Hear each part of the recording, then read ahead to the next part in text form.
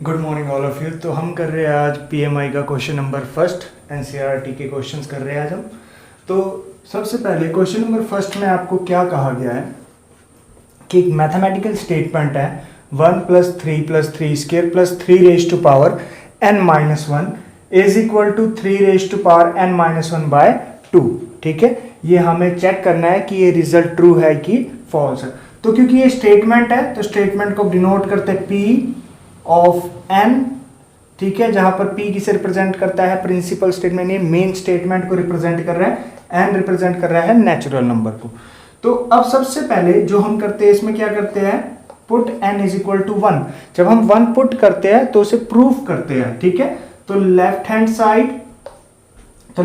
Side में आपके पास दो ऑप्शन है, या तो आप ये जो n वाली टर्म है इसमें 1 पुट कर दो, n की जगह कितना आ जाएगा आपके पास 3⁻01। अगर आपको ये नहीं करना है और बताया भी हुआ है कि आपको लेफ्ट हैंड साइड में पुट करने की कोई जरूरत नहीं है, आप जो भी फर्स्ट टर्म है एज इट इज लिख दीजिए। तो कितना है, 1 है। राइट हैंड साइड में आप पुट कर दीजिए, तो 3⁻1 -1/2, 2/2 कैंसल आउट होके कितना आ गया, 1 आ गया। तो यहां से मैंने लिख दिया left hand side is equal to right hand side, और इससे क्या प्रूव हो गया कि जो आपका P ऑफ 1 है वो क्या है, ट्रू है। ठीक है, अब उसके बाद अज्यूम करना है n = k, कि अज्यूम दैट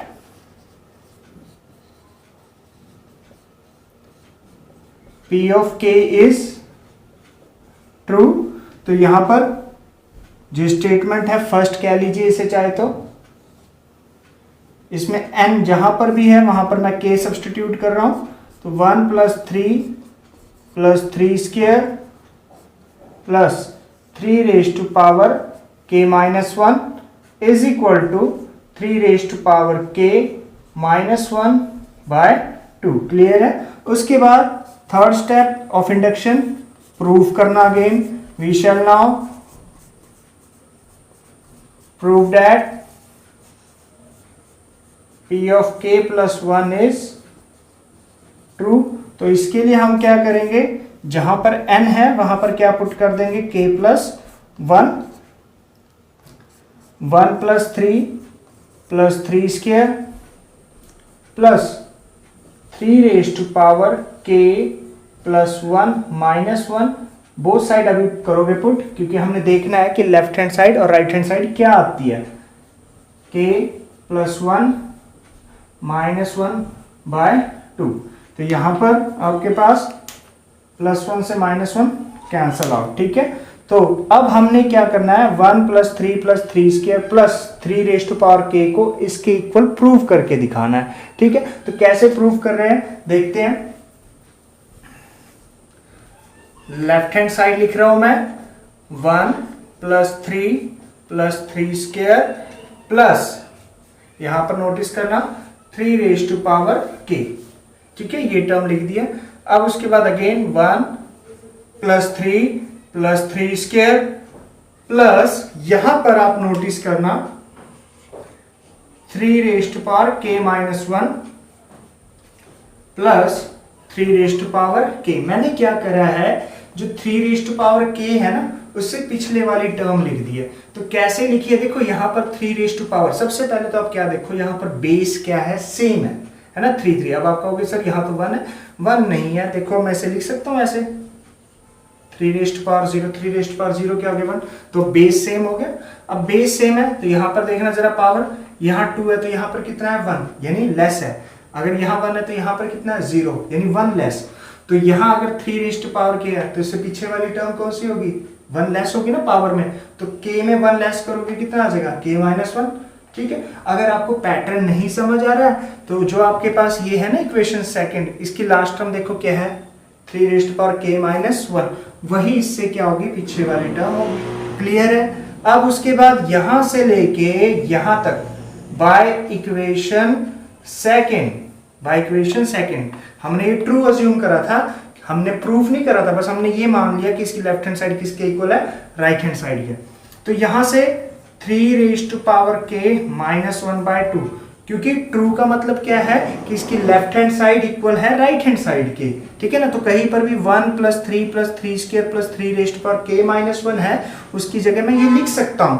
तो देखो मैंने उसकी जगह यही लिखा है, प्लस में ये as it is 3 raised power k / 1। अब इसका एलसीएम ले रहा हूं, 2 3 रेस्ट पावर k - 1 प्लस में, अब थोड़ा ध्यान देना मैं कैसे कर रहा हूं, 2 × 3 रेस्ट पावर k, क्योंकि देखो 1 / 2 2 की मल्टीप्लाई 3 रेस्ट पावर k से करूंगा तो 2 × मैं 3 रेस्ट पावर k लिखूंगा।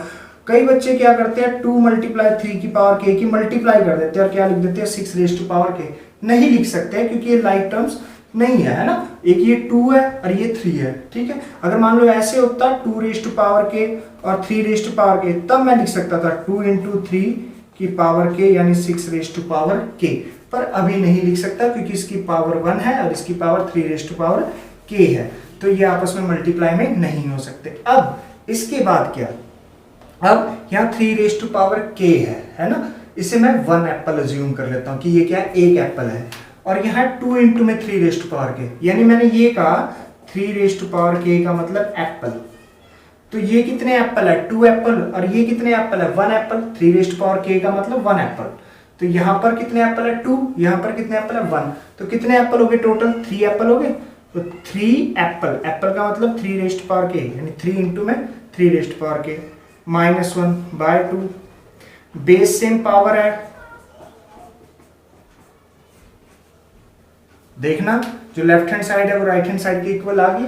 अभी किस वजह से आई, जो हमने ये सेकंड इक्वेशन में अज्यूम करा था इसी की वैल्यू मैंने यहां पर पुट करी, और इसी की वजह से अगर ये वैल्यू गलत अज्यूम होती, यानी अगर ये इसके इक्वल नहीं होता, ठीक है, सपोज करो, तो क्या ये राइट हैंड साइड आ सकती थी, नहीं आ सकती थी, है ना। इसका मतलब जो मैंने अज्यूम करा है वो बिल्कुल ठीक करा है, अगर ठीक ना होता तो ये आंसर आता ही नहीं, है ना। तो यही होता है आपके पास PMI। तो अब हम करते हैं question number second. Question number second में क्या है आपके पास, sum of the cube of n natural number is equal to n × n + 1/2 is equal to whole square. तो ये भी आपके पास क्या है, एक स्टेटमेंट है मैथमेटिकल, और इस रिजल्ट को हमने इंडक्शन मेथड से क्या करना है, प्रूव करके दिखाना है, ठीक है। तो अब क्योंकि ये स्टेटमेंट है तो स्टेटमेंट को किससे रिप्रेजेंट करते हैं, P of n। सबसे पहला put n = 1, left hand side direct first term लिख दो 1³ यानी 1, अगर इसमें भी पुट करोगे तब भी वही आएगा। Right hand side 1 × 1 + 1/2 whole square, 2/2 cancel out, कितना आ गया, 1 ही आ गया ना। 1 + 1 2, 2 × 1 2, 2/2 1, तो 1 का स्क्वायर 1, तो implies left hand side is equal to right hand side, और P of 1 इज ट्रू। तो P of 1 इज ट्रू का मतलब पता लग गया, जब हम ट्रू कहते हैं तो इसका मतलब कि लेफ्ट हैंड साइड इक्वल है राइट हैंड साइड के। अब उसके बाद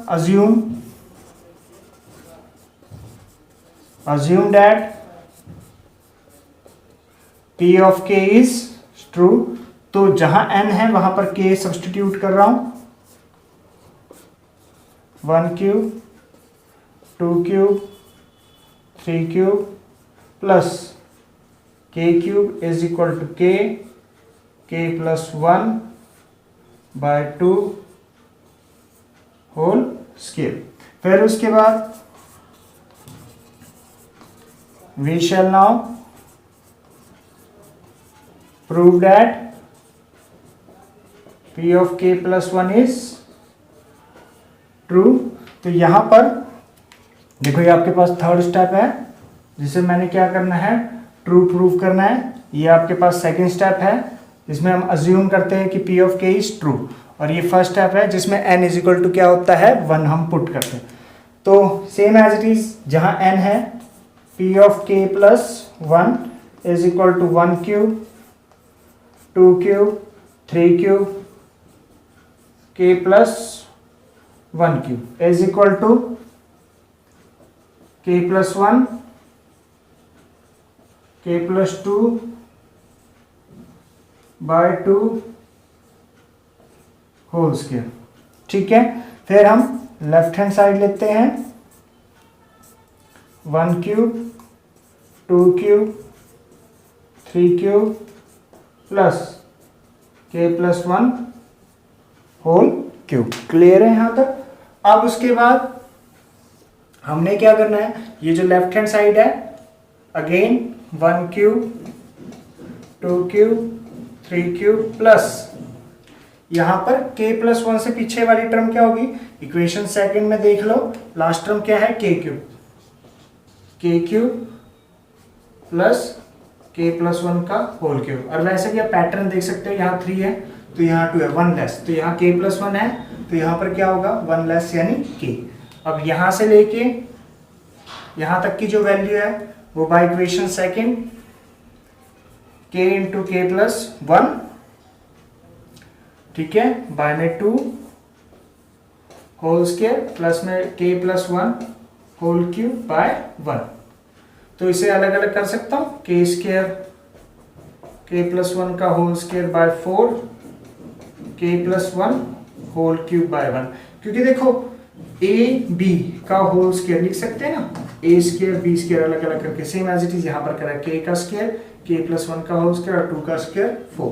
अब taking common k plus 1 whole square by both terms k square plus 4 plus k plus 1, क्योंकि स्क्वायर कॉमन आ गया है तो k प्लस 1 का whole square LCM 4 k square plus 4k plus 4। देखो 1 divided by 4 4 multiply k plus 1 4k plus 4।